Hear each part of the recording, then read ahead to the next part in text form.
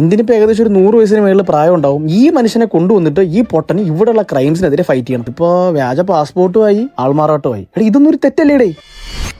ഒരിക്കലെടുത്തിട്ട് ഹിറ്റായ legendary പടങ്ങൾക്കൊക്കെ second part എടുത്തിട്ട് അപരാധം എന്നുള്ള ടാഗ് കൊടുക്കുന്നതിൽ മാസ്റ്റർ ഡിഗ്രി എടുത്തിട്ടുള്ള ശങ്കറിന്റെ ഏറ്റവും പുതിയ പ്രൊഡക്റ്റ് ആണ് ഇന്ത്യൻ 2. ഇന്ത്യൻ എന്ന് പറയുന്ന ലെജൻഡറി കഥാപാത്രത്തെ ഈ പടത്തിൽ കൊണ്ടുവന്നിട്ട് ബഫൂൺ ആക്കി വിട്ടിട്ടുണ്ട്. കൂട്ടത്തിൽ ബോണസ് ആയിട്ട് വേറെ കുറെ ബഫൂണുകളെ നമുക്ക് കിട്ടി. അതിൽ ഏറ്റവും വലിയ ബഫൂണാണ് ചിത്ര അരവിന്ദൻ. സിനിമയിലെ കഥയിലേക്ക് വരികയാണെങ്കിൽ ഈ സിനിമയിലെ തുടക്കത്തിൽ നമ്മൾ കാണുന്നത് ഒരു യൂട്യൂബ് ചാനലിൽ വെച്ചിട്ട് BBC ആണെന്ന് വിചാരിച്ച് നടക്കുന്ന കുറച്ച് പൊട്ടന്മാരെയാണ്. ആ പൊട്ടന്മാരുടെ ലീഡറാണ് ചിത്ര അരവിന്ദൻ. ഈ ചിത്ര അരവിന്ദന്റെ കാഴ്ചപ്പാടിൽ അവന്റെ യൂട്യൂബ് ചാനൽ എന്ന് പറയുന്നത് BBC ആണ്. അവന്റെ യൂട്യൂബ് ചാനലിന്റെ പേര് ആരും പേടിക്കും. സാധാരണ സിനിമയിലെ ക്യാരക്ടേഴ്സിനൊക്കെ പോലീസ് പിടിക്കുമ്പോൾ വലിയ കൊമ്പത്തുള്ള ആരുടെങ്കിലും ഒക്കെ പേരാണ് പറയുന്നത്. പക്ഷെ ചിത്ര അരവിന്ദൻ സ്വന്തം പേരാണ് പറയുന്നത്. കൂട്ടത്തിൽ ഒരു ടാഗ് കൂടെ പറയും, ചിത്ര അരവിന്ദൻ സോഷ്യൽ മീഡിയ.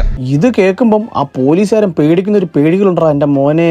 സോഷ്യൽ മീഡിയക്കൊക്കെ ഇത്രയും പവർ ഉണ്ടെന്ന് ഈ ചിത്ര അരവിന്ദൻ കാരണമാണ് നമുക്ക് മനസ്സിലായത്. ഇനി ഇതുമല്ലോ നമ്മൾ റിയൽ ലൈഫിൽ പോയി പറഞ്ഞു കഴിഞ്ഞാൽ പോലീസുകാരന്മാർ പേടിക്കുമെന്ന് എനിക്ക് അറിഞ്ഞൂടാ. എന്തായാലും ഒരിക്കലും ഒന്ന് ട്രൈ ചെയ്ത് നോക്കാം. അപ്പൊ ഈ ചിത്ര അരവിന്ദന്റെയും ടീമിന്റെ പണി എന്ന് പറഞ്ഞു കഴിഞ്ഞാൽ സമൂഹത്തിൽ നടക്കുന്ന പ്രശ്നങ്ങൾക്കൊക്കെ യൂട്യൂബ് ചാനൽ വഴി പ്രതികരിക്കുക എന്നുള്ളതാണ്. എന്നിട്ട് ഇവന്മാരുടെ വിചാരം ഇവന്മാർ BBC ചാനലാണ് നടത്തുന്നതെന്നാണ്. അങ്ങനെ ഇവന്മാർ പ്രശ്നങ്ങൾക്കെതിരെ പ്രതികരിച്ചുകൊണ്ടിരിക്കും. പക്ഷെ ഒരു പ്രശ്നം ഇവന്മാരുടെ കയ്യിൽ നിൽക്കില്ല. അങ്ങനെ ഇരിക്കുമ്പോൾ നമ്മുടെ ചിത്ര അരവിന്ദന് തോന്നുന്ന ഒരു ഐഡിയ ആണ് നമ്മുടെ ഇന്ത്യനെ തിരിച്ചുകൊണ്ടുവരാമെന്ന്. ഇന്ത്യനിപ്പോ ഏകദേശം ഒരു 100 വയസ്സിന് മേളിൽ പ്രായം ഉണ്ടാവും. ഈ മനുഷ്യനെ കൊണ്ടുവന്നിട്ട് ഈ പൊട്ടന് ഇവിടെയുള്ള ക്രൈംസിനെതിരെ ഫൈറ്റ് ചെയ്യണം. അയാൾ മണ്ണിന്റെ അടി പോയോന്ന് പോലും അറിയത്തില്ല. ഇൻ കേസ് പോയിട്ടില്ലെങ്കിൽ അയാൾക്ക് എഴുന്നേറ്റ് നിൽക്കാനുള്ള ആരോഗ്യം ഉണ്ടോ എന്ന് പോലും അറിയത്തില്ല. പക്ഷെ ഇവന് ആ ഹണ്ടിങ് ഡോഗിനെ കൊണ്ടുവന്നിട്ട് ഇവന്മാരെയൊക്കെ കടിച്ചു കൊതറണം. അങ്ങനെ എന്ത് ചെയ്യും, കംബാക്ക് എന്ന് പറഞ്ഞിട്ടുള്ള ഒരു ഹാഷ്ടാഗ് ഇവന്മാരങ്ങ് ട്രെൻഡ് ആക്കും. ഈ യൂണിവേഴ്സിലെ പ്രത്യേകതയുണ്ട്, ചിത്ര അരവിന്ദൻ ടീം ഏതെങ്കിലും ഒരു ഹാഷ്ടാഗ് ഇട്ട് കഴിഞ്ഞാൽ വിത്തിൻ 10 seconds ആ ഹാഷ്ടാഗ് അങ്ങ് വൈറലാവും. അങ്ങനെ ഈ ഹാഷ്ടാഗ് ഹിമാലയ സാനുക്കളിൽ തപസ് ചെയ്തുകൊണ്ടിരിക്കുന്ന ഇന്ത്യന്റെ അടുത്ത് വരെ എത്തും. അങ്ങനെ ഈ തപസ് ചെയ്തുകൊണ്ടിരിക്കുന്ന ഇന്ത്യൻ തപസ്സൊക്കെ ഒഴിവാക്കിയിട്ട് അപ്പുറത്തെ കടയിൽ പോയിട്ട് EMIക്ക് ഒരു ഫോണൊക്കെ മേടിച്ചിട്ട് ഒരു Facebook അക്കൗണ്ടും തുടങ്ങും. എന്നിട്ട് അതുവഴി വന്ന് കമന്റ് ചെയ്യും, ഐ ആം കമ്മിങ് എന്ന്. ഈ കമന്റ് കാണുമ്പോൾ തന്നെ ഇവന്മാർ വിചാരിക്കുമ്പോൾ ഇന്ത്യൻ ഈസ് കമ്മിങ് ബാക്ക്. ഇത് ആരാണ്, ഫേക്ക് അക്കൗണ്ട് ആണോ? അപ്പൊ ഫേക്ക് അക്കൗണ്ടിൽ നിന്ന് കമന്റ് ആണെന്നൊന്നും ആലോചിക്കുന്നില്ല.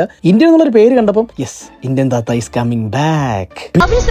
പിന്നെ നമ്മൾ കാണുന്നത് ഇന്ത്യൻ താത്ത വരുന്നെന്ന് പറഞ്ഞിട്ട് ഇവന്മാര് കാണിക്കുന്ന അർമാദിക്കലാണ്. എന്തൊക്കെയാടാ കാണിച്ചു കൂട്ടുന്നത്. എന്നിട്ട് ഇന്ത്യയിലുള്ള അനീതികളെയൊക്കെ തുടച്ചു നീക്കുന്നതിന് വേണ്ടിയിട്ട്, ഇന്ത്യയിലുള്ള കുറ്റങ്ങളെയും പ്രശ്നങ്ങളെയൊക്കെ നീക്കുന്നതിന് വേണ്ടിയിട്ട് നമ്മുടെ ഇന്ത്യൻ ഒരു കള്ള പാസ്പോർട്ട് ഉണ്ടാക്കിയിട്ട് ഇന്ത്യയിലേക്ക് വരും. അല്ല, അപ്പൊ ഈ കള്ള പാസ്പോർട്ട് ഉണ്ടാക്കുന്നത് തെറ്റല്ല? അതോ ഇന്ത്യൻ ചെയ്ത് കഴിയുമ്പോൾ അത് തെറ്റല്ലാണ്ടാവൂ? അതോ ഇനി ഇന്ത്യയിൽ വെച്ച് ചെയ്യാത്തതുകൊണ്ട് അത് തെറ്റല്ല എന്നാണോ? എന്തൊക്കെ ആയാലും ഒരു കള്ള പാസ്പോർട്ട് ഉണ്ടാക്കി ഒരു കള്ള വേഷം കെട്ടിയിട്ട് ഇന്ത്യയിലേക്ക് വരും. ഇതിപ്പോ വ്യാജ പാസ്പോർട്ടുമായി ആൾമാറാട്ടമായി. ഇതൊന്നും ഒരു തെറ്റല്ലേടേ. എന്തേലും ഔട്ട്. അങ്ങനെ ഇന്ത്യയിൽ വരും. ഇന്ത്യയിൽ വന്നിട്ട് ഓരോരുത്തന്മാരായിട്ട് പിറകെ പോകും. ഓരോരുത്തന്മാർ ചെയ്ത കുറ്റങ്ങളൊക്കെ എണ്ണി പറഞ്ഞ് അവന്മാരെയൊക്കെ അങ്ങ് കൊല്ലാൻ നോക്കും. എന്നിട്ട് ഇവിടെ ചെയ്യുന്ന ഒരു പ്രത്യേകത എന്താണെന്ന് വെച്ചാൽ, നമ്മൾ ഇന്ത്യൻ വണ്ണി കണ്ട കുറെ മർമ്മ പ്രയോഗങ്ങളുണ്ട്. പക്ഷെ ഇവിടെ അണ്ണൻ ഹിമാലയ സാനുക്കൾ തപസ് ചെയ്തിട്ട് പുതിയ കുറെ മർമ്മങ്ങളൊക്കെ കണ്ടുപിടിച്ച്, മർമ്മം കുത്തിക്കഴിഞ്ഞാൽ കുതിരയെ പോലെ ചാടുന്നു, മർമ്മം കുത്തിക്കഴിഞ്ഞാൽ നിർത്താതെ പാട്ട് പാടുന്നു, നിർത്താതെ ചിരിക്കുന്നു. എന്തൊക്കെയാണ് ഈ കാണിച്ചു വെച്ചേക്കുന്നത്?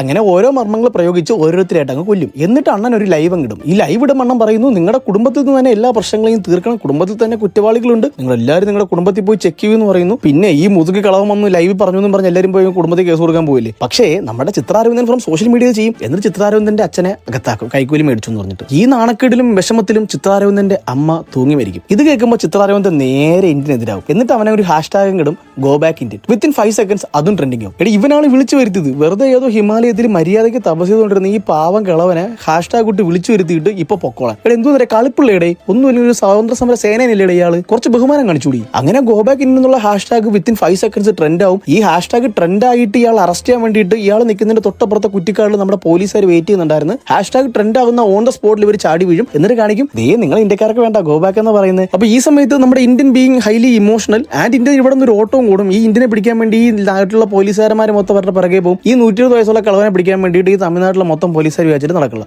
എന്നിട്ടൊരു ഫൈറ്റ് ഉണ്ടാ. ഈ പറട്ട കളവൻ കുറെ ബോഡി ബിൽഡേഴ്സിനെ പിടിച്ച് നിർത്തിയിട്ട് ഇവന്മാരുടെ ദേഹത്ത് ഫുൾ LED ലൈറ്റ് കട്ടിച്ചിട്ട് ഡെക്കറേഷൻ ഉണ്ടാക്കി പിടിക്കും. എന്നിട്ട് ഇവന്മാരെ ഇടിച്ചിടും. അതൊക്കെ ഓക്കെ, ഇയാൾ ഹിമാലയത്തിൽ പോയിട്ടുള്ള ട്രെയിനിങ് ഒക്കെ എടുത്തിട്ടുണ്ടാവും. പക്ഷെ വിത്തിൻ 5 seconds ഈ പറട്ട ബോഡി 6 pack ബോഡി ആക്കുന്ന എങ്ങനെയാണെന്ന് എനിക്ക് ഇതുവരെ മനസ്സിലായിട്ടില്ല. പുതിയ എല്ലാം മർമ്മമൊക്കെ ആയിരിക്കും. ഓരോന്നും ഉണ്ടാക്കി തീർത്തിട്ട് ഓരോന്നിന്റെ പേരിക്കൊണ്ടും കിട്ടാൻ മതിയല്ലോ, സേഫ് ആണല്ലോ. എന്റെ ശങ്കറേ. അങ്ങനെ എന്നിട്ടെണ്ണം വീണ്ടും ഓടി അവസാനം പോലീസിന്റെ പിടിയിലാവും. ഇയാളെ പിടിക്കാൻ വേണ്ടി ഒരു മെയിൻ പോലീസുകാരനുണ്ടായിരുന്നു. ഈ പോലീസുകാരനെ വീണ്ടും മർമ്മം പ്രയോഗിച്ചിട്ട് ഇയാൾ അവിടെ നിന്ന് ഇയാളെ കൊണ്ട് രക്ഷപ്പെടും. പിന്നെ വീണ്ടും ഒരു ലൈവ് വരികയാണ്. അടുത്തിന് തേർഡ് പാർട്ട് ഉണ്ടെന്നൊക്കെയാണ് പറയണത്. ഈ തേർഡ് പാർട്ടിൽ ഇയാൾ എന്തൊക്കെയാണ് ഇനി കാണിക്കാൻ പോകണം. ഇപ്പൊ അതേ മർമ്മം കുത്തി പാട്ട് പഠിക്കാനും കുതിരയാക്കാനൊക്കെ തുടങ്ങി. അടുത്ത പാർട്ടിൽ ഇയാൾ മർമ്മം കൊണ്ട് എന്ത് തേങ്ങയാണ് കാണിക്കാൻ പോകണം. എന്റെ പൊന്ന് ശങ്കരന, നിങ്ങൾക്ക് ഈ കഥാപാത്രത്തോട് ഈ സിനിമയോടും കുറച്ചെങ്കിലും ബഹുമാനം ഉണ്ടെങ്കിൽ നിങ്ങൾ ഇതുകൊണ്ട് നിർത്തണം. ഇനി നിങ്ങൾ തേർഡ് പാർട്ട് എടുക്കാൻ പോകരുത് പ്ലീസ്.